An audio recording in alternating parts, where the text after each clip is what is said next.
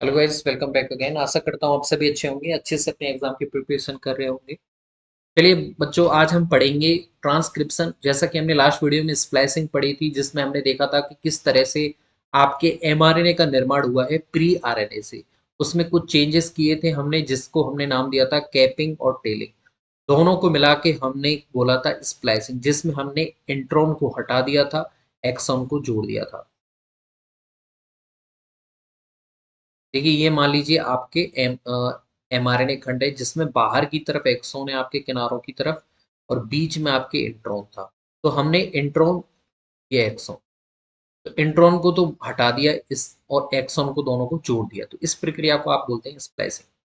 तो यहाँ पे ट्रांसक्रिप्शन, जिसे हम अनुलेखन कहते हैं, it is synthesis of single standard RNA from A double standard DNA template. Double stand DNA template कौन कौन से होते हैं? जैसे ये आपके डबल स्टैंड है 5 प्राइम से 3 प्राइम, फिर एक स्टैंड होता है ये 3 प्राइम टू 5 प्राइम। ठीक है। अब यहाँ पे एक आपके एमआरएनए बनेगा। ठीक है। तो एक स्टैंड एमआरएनए का बनता है दोनों स्टैंड के डीएनए के सहयोग से। इस प्रोसेस को आप बोलते हैं ट्रांसक्रिप्शन। देखिए, ट्रांसलेशन क्या होता है? एमआरएनए से प्रोटीन बनना। एमआरएनए से प्रोटीन जो बनती है, उसे ही आप क्या कहते हैं? अनुवादन कहते हैं इसे हिंदी में। इसे आप अनुलेखन कहते हैं। ये चीज ध्यान रखना। It is the first stage of protein biosynthesis from RNA. RNA से प्रोटीन बनाने को आप ट्रांसलेशन कहते हैं। In this process formation of polypeptide by using mRNA as a template. यहाँ पे एमआरएनए को एक टेम्पलेट की तरह यूज किया जाता है, ताकि आपकी पॉलीपेप्टाइड चेन, जिसे आप आगे चल के प्रोटीन कहते हैं, उसका निर्माण हो। अब ये राइबोसोम में होता है। जैसा कि हमें पता है, राइबोसोम कैसा होता है? कुछ इस तरह का दिखाई देता है आपके राइबोसोम। बड़ी सब यूनिट और एक छोटी सब यूनिट। इस आकृति को बोलते हैं आप आरआरएनए, राइबोसोमल आरएनए। ठीक है। अब एक स्टैंड यहाँ पे छोटी सब यूनिट पे जुड़ जाता है, जिसे आप बोलते हैं एमआरएनए। तो हमेशा ध्यान रखना, एमआरएनए आरआरएनए की छोटी सब यूनिट से जुड़ता है। अब ये बड़ी सब यूनिट है, यहाँ पे जुड़ता है टीआरएनए, और टीआरएनए अमीनो अम्लों को लेके आता है। और अमीनो अम्ल जब आपस में चेन बना देते हैं बहुत सारे, जैसे एक अमीनो अम्ल ये है, दूसरा अमीनो अम्ल ये है, तीसरा ये है। अब ये दो अमीनो अम्ल आपस में कौन से बॉन्ड से जुड़े होते हैं? पेप्टाइड बॉन्ड से जुड़े होते हैं बच्चों। कौन सा बॉन्ड है? Peptide bond. ये चीज भी आप ध्यान रखना, पेप्टाइड बॉन्ड के माध्यम से ये जुड़े रहते हैं। अब पॉलीपेप्टाइड्स बहुत सारे जुड़ जाएंगे, उसे ही आप बोलते हैं protein. Transcription and translation both process are the part of gene expression. Gene का जो एक्सप्रेशन है, जो उसके लक्षण अभिव्यक्त होंगे, वही आप समेकित रूप से ट्रांसक्रिप्शन और ट्रांसलेशन उसे बोल सकते हैं। जीन अपनी अभिव्यक्ति बिना प्रोटीन बनाए नहीं दे सकता है। अब प्रोटीन एमआरएनए से बनेगी, तो पहले एमआरएनए बनेगा, फिर आपके प्रोटीन बनेगा। In a eukaryotic cells, the nuclear envelope separate transcription from translation. जो न्यूक्लियर एनवलप होता है बीच में, जैसे एक कोशिका है, यहाँ से आपका जो एमआरएनए है पूरी तरह से मैच्योर होके बाहर जाएगा। अब बाहर जाके तब आपके प्रोटीन बनेंगे। तो ये जो न्यूक्लियर एनवलप है, यही ट्रांसक्रिप्शन और ट्रांसलेशन को अलग करता है। Extensive RNA processing occur in the nucleus. Extensive RNA processing जो मैं बता चुका हूँ, इसे आप स्प्लाइसिंग कह सकते हैं। जिसमें हमने देखा 5 प्राइम पे आपकी कैपिंग होती है, और 3 प्राइम पे आपके टेलिंग होती है। इसी को इसने आरएनए प्रोसेसिंग।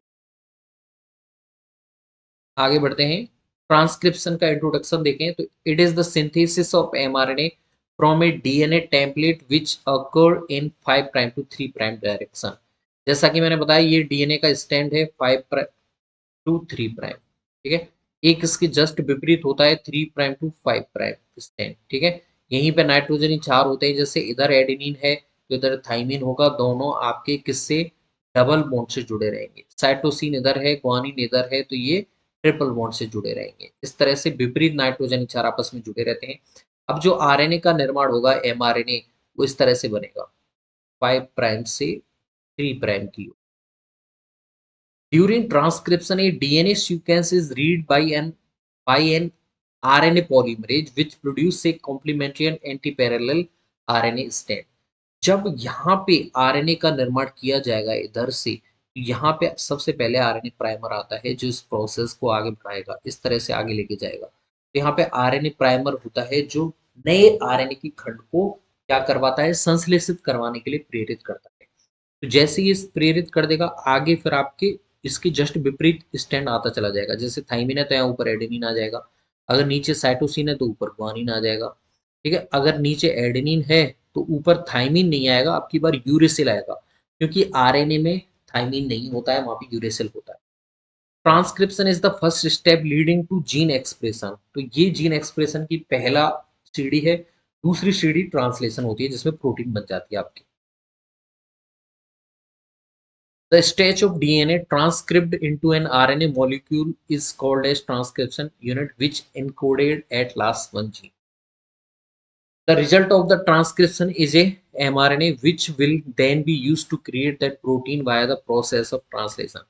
यानी कि mRNA में पहले प्रोटीन बनाने की सूचना संग्रहित कर दी जाती है और इसे कच्चे पदार्थ की तरह यूज किया जाता है, बाद में इससे प्रोटीन ट्रांसलेशन के द्वारा बना दी जाएगी।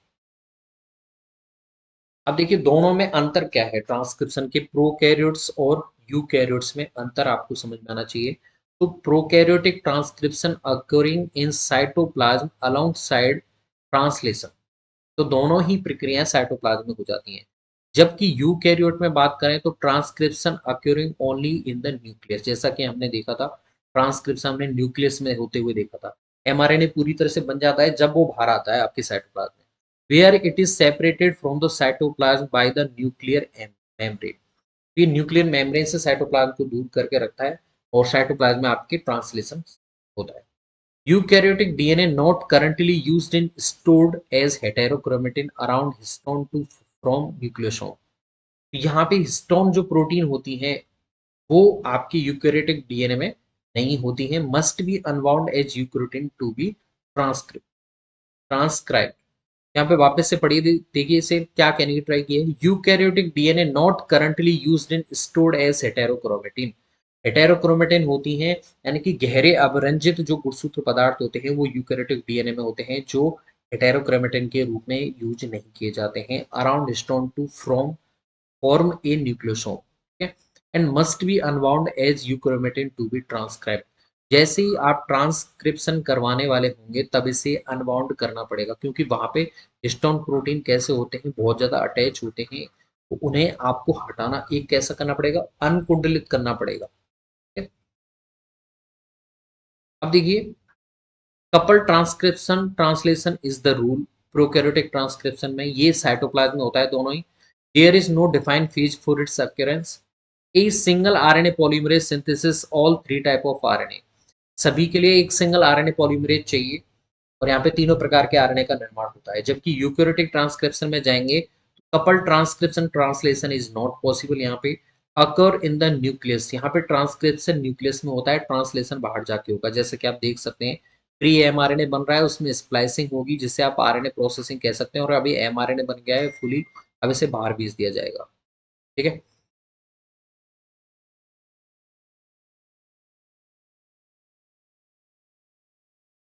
Take place in the G1 and G2 phases of cell cycle के G1 और G2 फेज में होता है। आरएनए पॉलीमरेज फर्स्ट सेकंड और थर्ड सिंथेसाइज, यहाँ पे आरएनए एमआरएनए और टीआरएनए। यहाँ पे भी आरएनए पॉलीमरेज फर्स्ट आरएनए का निर्माण करता है, सेकंड है वो एमआरएनए का, और थर्ड है वो टीआरएनए का निर्माण करता है। यानी कि तीनों ही बनेंगे, लेकिन यहाँ पे तीन तरह के आरएनए पॉलीमरेज काम में आएंगे, तो ये आपको ध्यान रखना है।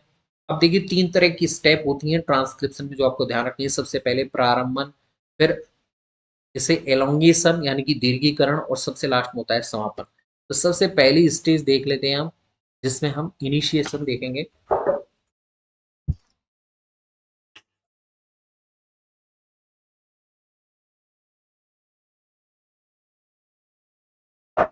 सॉरी, इनिशिएशन में देखिए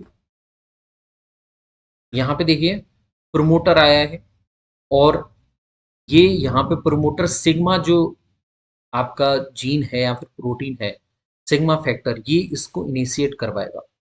आरएनए पॉलीमरेज यहाँ पे आ जाएगा जिसके माध्यम से ये प्रक्रिया शुरू हो जाएगी। तो यहाँ पे आरएनए पॉलीमरेज मेन इंपॉर्टेंट भूमिका निभाता है। तो it bind to specific DNA region and initiate transcription called as promoter site. Promoter site पे आरएनए पॉलीमरेज जुड़ जाता है, ट्रांसक्रिप्शन को कर देता है। It is the enzyme responsible for transcription. It have 5 sub unit, 2 alpha सब यूनिट होती हैं, एक बीटा सब यूनिट, एक बीटा डैश सब यूनिट और एक ये कौन सी है, ओमेगा सब यूनिट पाई जाती है। तो 5 सब यूनिट है इसमें। After polymerase is bound to the promoter DNA, the 2 DNA strand unwind the and the enzyme start transcript the template strand. जैसे ही पॉलीमरेज बाउंड कर जाता है प्रोमोटर डीएनए से, वैसे ही आपके दोनों डीएनए स्ट्रैंड अलग हो जाते हैं और एंजाइम जो आरएनए पॉलीमरेज एंजाइम है वो टेम्पलेट स्ट्रैंड से ट्रांसक्रिप्शन करवाना शुरू कर देता है। जैसा कि हम इस डायग्राम में देख सकते हैं, यहाँ पे प्रोमोटर डीएनए जुड़ चुका है और इससे आके इसको शुरू करवाया है सिग्मा फैक्टर ने। अब आरएनए पॉलीमरेज अपना काम करेगा और एलोंगेशन में क्या होगा, इस ये डीएनए स्ट्रैंड कैसे हो जाएंगे, अनबाइंड हो जाएंगे और ये खुल जाएंगे दोनों। अब एलोंगेशन में क्या होगा, ये जो श्रृंखला आरएनए बनने लगी है ये इसका दीर्घीकरण होगा, ठीक है। और सबसे लास्ट में स्टॉप सीक्वेंस आ जाएगा। जैसे ही समापन कोडन आ जाएंगे वहां पे ये आरएनए यहाँ से टर्मिनेट हो जाएगा और यहाँ पे अब की बार अलग फैक्टर आएगा, रो फैक्टर, जो इसे समाप्त करता है। सिग्मा फैक्टर शुरू करता है, रो फैक्टर इसे टर्मिनेट करता है। अब हम देखते हैं एलोंगेशन में क्या होता है।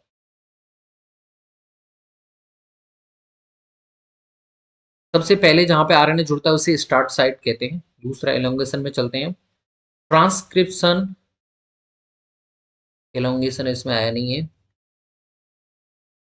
एलोंगेशन में उतना ही समझिए कि डीएनए के विपरीत स्टैंड, देखिए ये जो स्टैंड बन रहा है ना आरएनए, यहाँ पे वही आपके नाइट्रोजनी क्षार आएंगे नीचे वाले स्टैंड के हिसाब से। जैसे मान लीजिए ऊपर वाला स्टैंड है 5 प्राइम से 3 प्राइम और ये दोनों अलग अलग हो गए 3 प्राइम टू 5 प्राइम। अब यहाँ पे एडेनिन है, थाइमिन है, साइटोसिन है, ग्वानिन है। अब जो आरएनए का स्टैंड बनेगा उस पर सबसे पहले कौन सा आएगा, थाइमिन तो आ नहीं सकता, यहाँ पे यूरेसिल आएगा।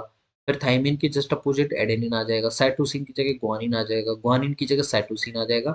और सबसे लास्ट में जैसे आपकी टर्मिनेटर साइट आएगी, सबसे लास्ट स्टॉप कोडन जैसे दिख जाएंगे तो ये आरएनए आपका अलग हो जाएगा। तो ये आप कह सकते हो ऊपर वाले के जस्ट कॉपी होता है सेम, नीचे वाला जो स्टैंड है 3 प्राइम से 5 प्राइम उसके कॉम्प्लीमेंट्री होता है।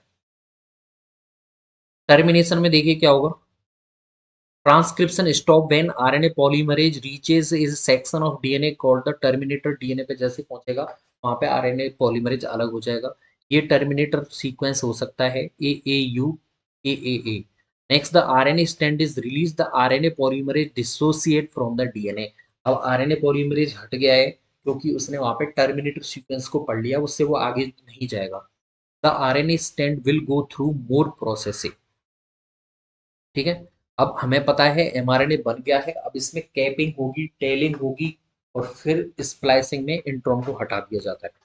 अब यहाँ पे देखिए ये एलोंगेशन का है, डायरेक्शन ऑफ ट्रांसक्रिप्शन ऐसे हो रही है 5 प्राइम से 3 प्राइम की ओर, और ये विपरीत नाइट्रोजन स्टैंड आते जा रहे हैं। जैसे ग्वानिन के अगेंस्ट साइटोसिन आ गया, थाइमिन के अगेंस्ट एडेनिन आ गया, लेकिन देखिए एडेनिन की जगह ऊपर थाइमिन नहीं आके यूरिसिल आया है। तो ये आपके टर्मिनेशन हो गया सबसे लास्ट में। फिर इसके बाद में चलेगी स्प्लाइसिंग, जिसमें हमने देखा था कि यहाँ पे क्या हुआ था, हमने एंट्रॉन को हटा दिया था और एक्सॉन को जोड़ दिया था। 5 प्राइम पे कैपिंग कर दी थी, 3 प्राइम पे टेलिंग कर दी थी।